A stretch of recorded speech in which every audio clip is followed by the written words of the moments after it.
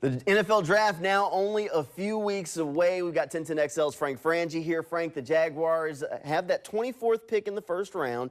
There's going to be a lot riding on this one when it comes to at least the fan reaction because the offseason's just been so quiet, so everyone's kind of had to push that focus and say, all right, something's got to come from the draft to give everyone kind of that extra excitement as they wait for the season to roll around. So the Jaguars have been doing a lot of visits. One thing that I've noticed from a lot of the players that have been coming to visit is they've been checking in on a lot of the different edge players in the class. Clearly, there's something that they want to at least do their homework on. Yeah, about half of the people that have visited so far are edge guys, which is not a surprise. Look, I'm not worried that they weren't active in free agency because they had a pretty good team already, and we knew they were going to try and sign their own. So I get that.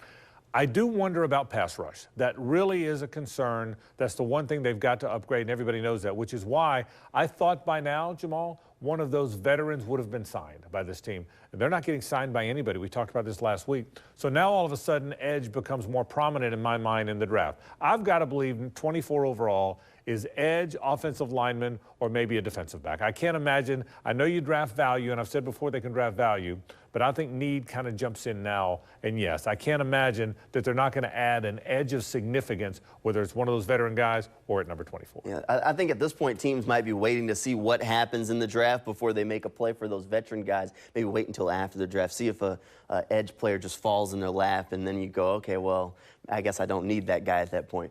Before the draft rolls around, voluntary workouts will start next week, so players will start to report. Trevor Lawrence and the different players will be at the bank to kind of start getting that lift in phase one of their offseason program. It's not the most important phase of the offseason, but you know what? It's still very vital to what you do, especially when you're talking about a team that's still trying to put the finishing touches on the culture around the building. Oh, it was critical last year for the reason you just said. It was critical because of the culture. I really believe one of the reasons that team finished so strong, they withdrew some adversity early on, they never broke, and then they got stronger as the season went on, was the culture Doug Peterson built. I believe that. I've said it on the air. I said that to Doug. I believe the culture is one of the reasons, and you build that every moment you're together, Jamal. There's no wasted opportunities together. So every moment that team works out together, I don't care if they're lifting weights, they're out there on the field throwing, whatever it is, I think it matters.